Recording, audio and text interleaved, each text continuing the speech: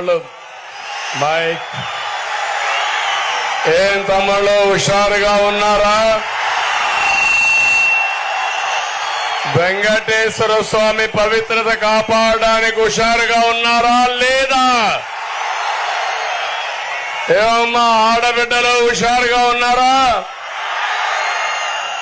తిరుపతిలో దొంగలు పడ్డారు. ఆ దొంగల్ని ఎదుర్కోవాలంటే ప్రజలు సిద్ధంగా ఉండాలి. ఈ తిరుపతికి వస్తే నాకెప్పుడు గుర్తొస్తుంది, ఇక్కడే పుట్టాను, ఇక్కడే పెరిగాను, ఇక్కడే చదువుకున్నాను.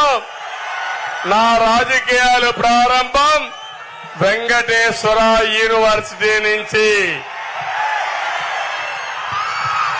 మీ అందరి ఆశీస్సులతో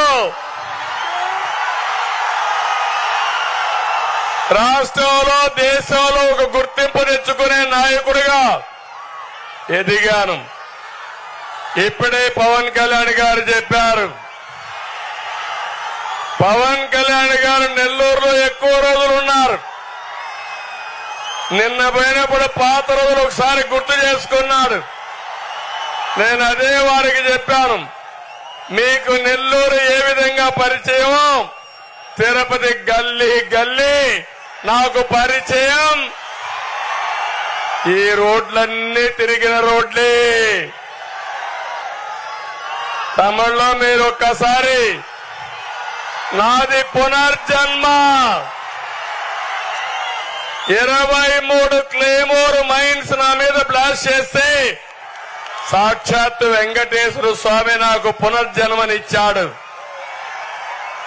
అది మీ అందరి ఆశీస్సులతో సార్థకం చేసుకుంటానని మరొక్కసారి అందరికి విజ్ఞప్తి చేస్తున్నా. తిరుపతికి ఒక ప్రత్యేకత ఉంది. ఎన్టీ రామారావు గారు పోటీ చేసిన నియోజకవర్గం, చిరంజీవి గారు పోటీ చేసిన నియోజకవర్గం, నా సొంత నియోజకవర్గం. అంటే ఇక్కడే పెరిగాను.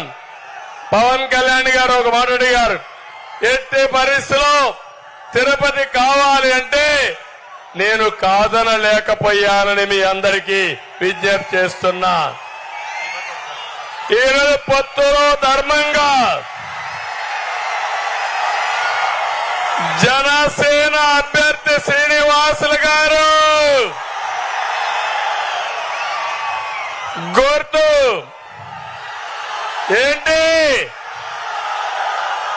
గాజు గ్లాసు. సిద్ధమా తమ్ముళ్ళు? సిద్ధమా తమ్ముళ్ళు? సిద్ధమా తమ్ముళ్ళు? సిద్ధమా ఆడబిడ్డలు? గట్టిగా చెప్పండి, చెప్పండి. ఒకే విషయం చెప్తున్నాను మీకు, ఒక సామాజిక న్యాయానికి కట్టుబడినటువంటి ఈ కూటమి ఇక్కడ చూస్తే శ్రీనివాసులు గారిని పెట్టాం.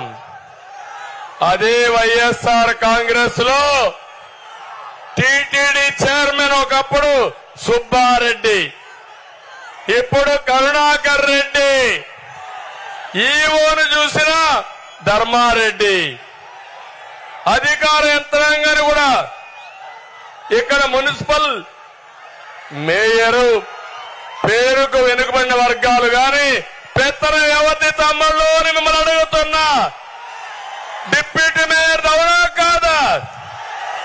ఇది వెనుకబడిన వర్గాలకు అన్యాయం అవునా కాదా అని అడుగుతున్నా. ఒకే అదే మాదిరిగా ఈరోజు వరప్రసాద్ గారు తిరుపతి ఎంపీ, భారతీయ జనతా పార్టీ, గుర్తేంటి తమ్ముళ్ళు అని అడుగుతున్నా. గుర్తేంటి?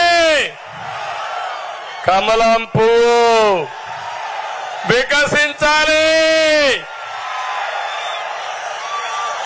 ఈరోజు వరప్రసాద్ గారికి కమలం పువ్వు కోటేస్తామని గట్టిగా చప్పట్లు కొట్టి హర్షాన్ని ఆమోదాన్ని తెలియజేయాలి.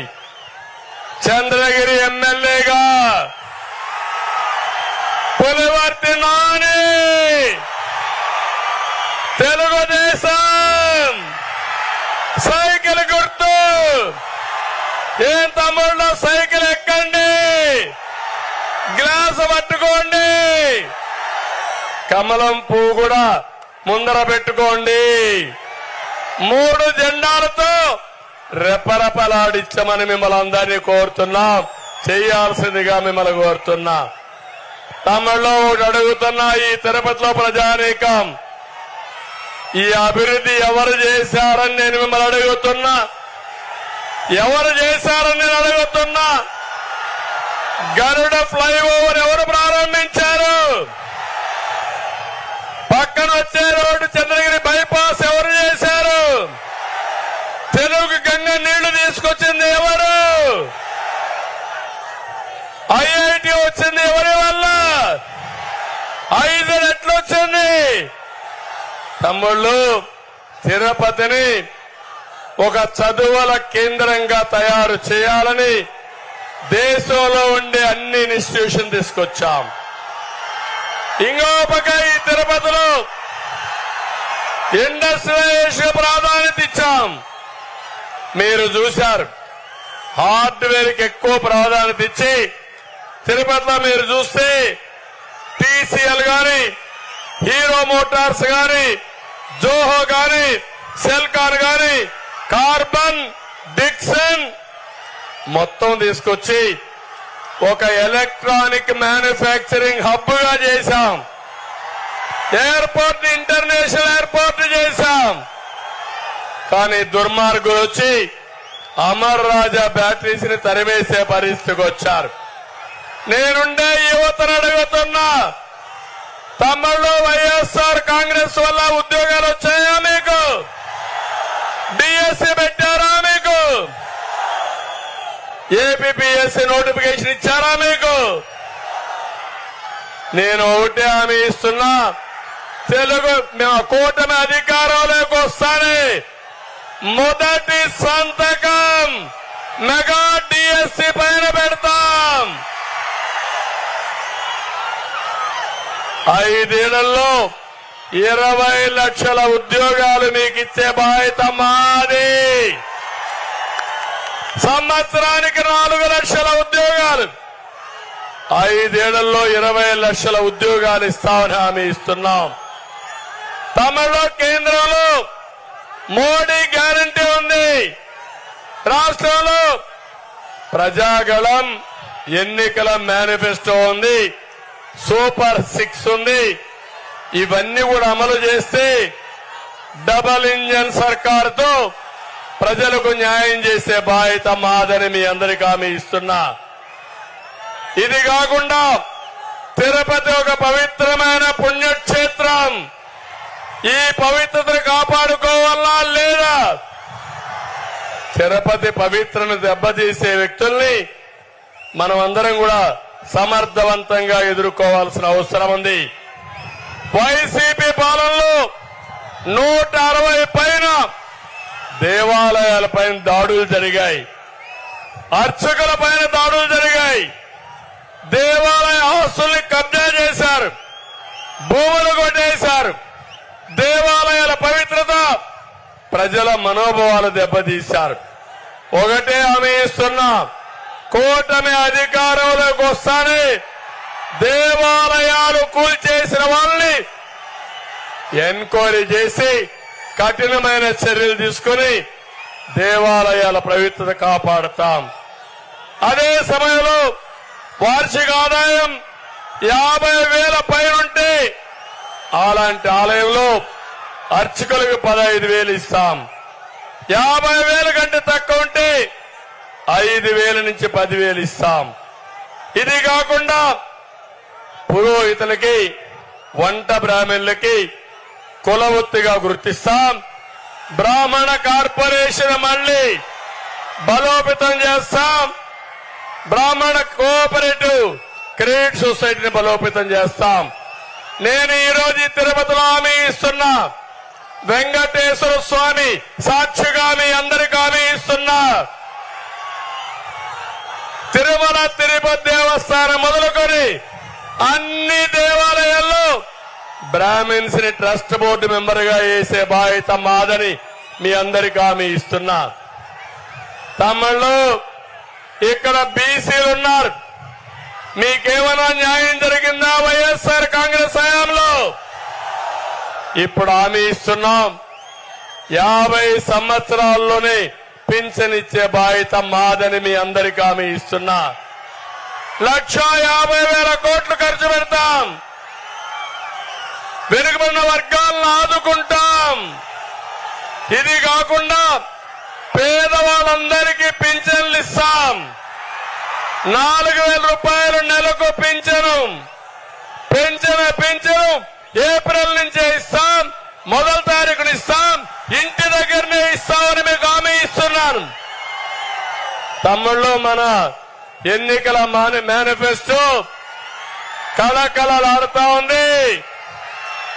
జగన్ మేనిఫెస్టో ఎత్తిపోయింది.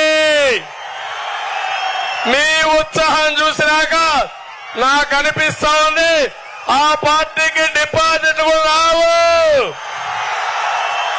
నేను అడుగుతున్నా, బాబాయిని గొడ్డలితో లేపేసే పార్టీ మనకు కావాలా తమిళ్లో? కోడి కత్తి డ్రామా మనకు కావాలా తమిళ్లో? గులకరాయి డ్రామా మనకు కావాలా?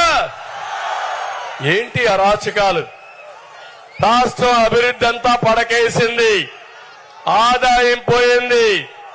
ఎక్కడ చూసినా గంజాయి ఉందా లేదా అని అడుగుతున్నా. తిరుపతిలో గంజాయి ఉంది. ఈ గంజాయిలో వైఎస్ఆర్ కాంగ్రెస్ నాయకులకు వాటా ఉంది. అందుకే సమయం తక్కువ ఉంది, సబ్జెక్ట్ చాలా ఎక్కువ ఉంది. కానీ ఒక్క విషయం చెప్తున్నా, మళ్లీ పొరపాటున ఎవరైనా వైఎస్ఆర్ కాంగ్రెస్ కోటేస్తే మీ ఆస్తులు మీవి కాదు. ఈరోజు కొత్త చట్టాన్ని తీసుకొచ్చాడు, మీ ఆస్తుల మీద కన్నేశాడు.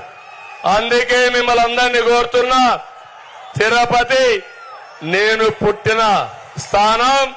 పవన్ కళ్యాణ్ గారికి సెంటిమెంట్ గా తిరుపతి పైన అభిమానం ఉండే ప్లేస్. ఇకపోతే నరేంద్ర మోడీ గారు తిరుపతిని ఎప్పుడు కూడా పవిత్రంగా భావిస్తారు. మేము ముగ్గురం కూడా ఒకటే హామీ ఇస్తున్నాం, తిరుపతిని ఒక పవిత్రమైన కేంద్రంగా నిలిపే బాధ్యత మాది. అందుకే మళ్లీ అడుగుతున్నా, 3 పార్టీల కార్యకర్తలకు విజ్ఞప్తి చేస్తున్నాను, తిరుపతి ఎంపీగా వరప్రసాద్ని, కమలం గుర్తుపైన తిరుపతి ఎమ్మెల్యేగా శ్రీనివాస్ గారిని, చంద్రగిరి ఎమ్మెల్యేగా పులివర్తి నానిని సైకిల్ గుర్తుకి ముగ్గురికి ఓటేసి గెలిపించమని మిమ్మల్ని అందరినీ కోరుకుంటూ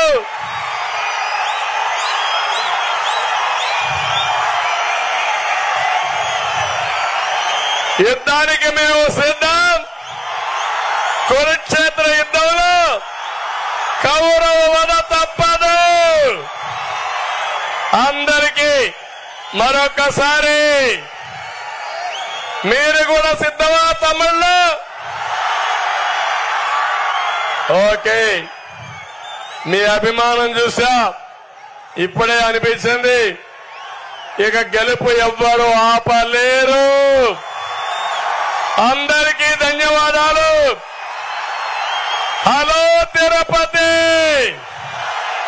బాయ్ బాయ్ జగన్.